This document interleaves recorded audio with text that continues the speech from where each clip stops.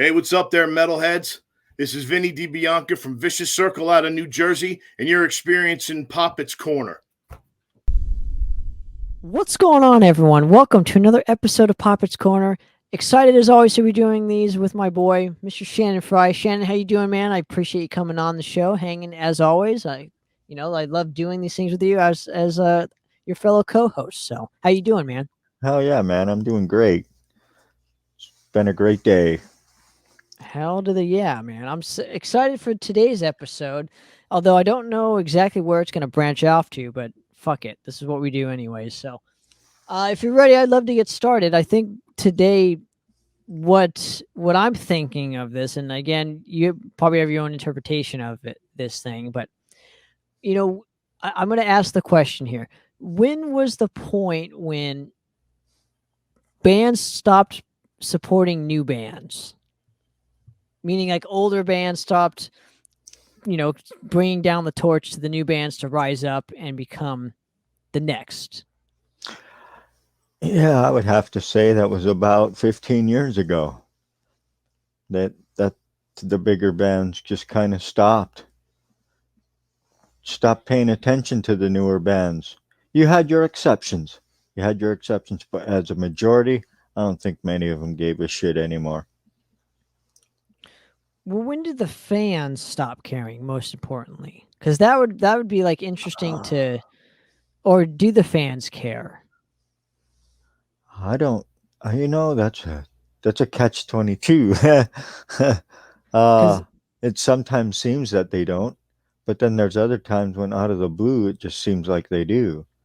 I guess it just depends on the weekend or something. I don't know. well, let me give you my interpretation of this, and maybe I can answer my own question, or we can branch off and see where it goes from here. So, a while back, we did an episode on this show, just talking about the brief history of Thrash Unlimited and why it was important and yada yada yada, right? But one of the points that Chris made on that specific episode was that typically on that platform, people were supporting new bands. Like they didn't give a shit about old bands on that thing. And it seems like when that went away, people stopped caring. So that to me was like the turning point almost, was seeing Thrash Unlimited kind of die out, and like even those kind of bands were stopped being cared about on, like, it was really weird because they reverted back to, like, again, I don't even want to mention old bands on the fucking show, hardly. I would love to just not even mention old bands on the show. But the problem is like people won't support podcasts like that. So I guess it doesn't really matter. We shouldn't even mention old bands at this point. Yeah. But what were you getting at? But my point is like to me, the fan stopped kind of caring in like 2010, 2011 when it came to like new bands, with like Thrash Unlimited dying out, because that was when I saw the most support for new bands was on that specific website. Yeah. Right. Because when that closed down is when Facebook was building up, and they had said on that forum, just to go back a second, that they said on that forum that they were closing it down, and you'd see them all on MySpace or on Facebook. It's like, okay, well then Facebook took over, and around the same time, if don't correct me if I'm wrong, didn't streaming start around that time? So it all makes sense. There was no more basically a physical outlet that you would go to, such as that message board. Facebook was the everything, and Facebook is really nothing at the same time. I mean, we didn't realize that in the early days. I mean, at least I didn't. But nowadays, you could totally tell that the interaction with people is completely different. Well, I think social media ruined that in a lot of ways. Obviously, it has helped in a lot Mhm, of ways with communication, but I think it's mhm. really been a detriment to music, and it's by design. Almost feel it's like a detriment to just human existence in general. It's like, but it's done by design for corporate fucking greed and power. I don't think it was done by design on purpose. I think it morphed into that. But I think you're right.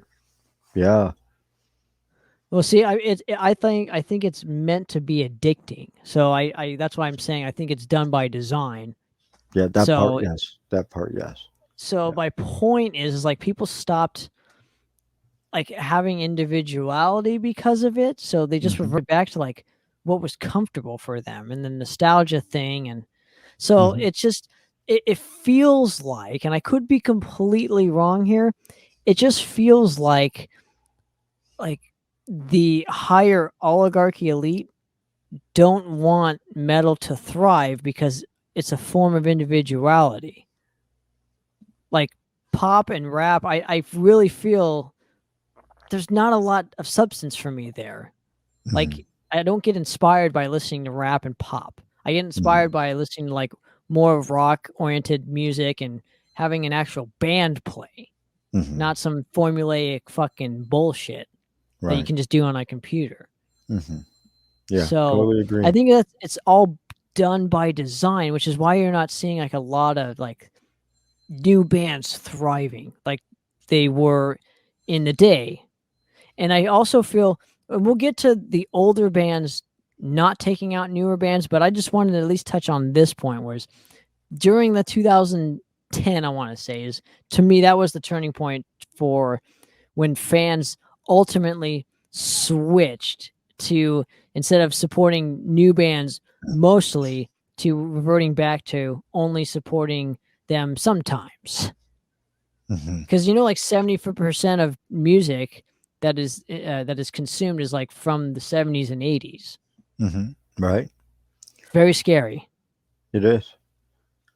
because it means the death of rock music and the death of metal Mhm. ultimately. If so, In the again, let's long go to run, your yeah. point though.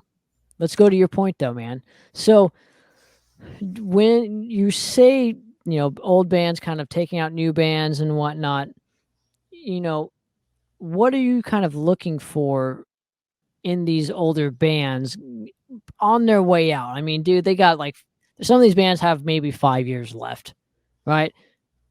Is there a point of return when it comes to these bands? Could they redeem themselves and take out newer bands, or is there so much politics involved where you know this label owns this band and this band's old, so you got to take out this band for ticket sales? Is there a point of return on this? I think what I think is that it should be their duty and their responsibility to expose and take out the younger bands because those bands would not be big had it not been for bigger bands of the ilk themselves. Okay?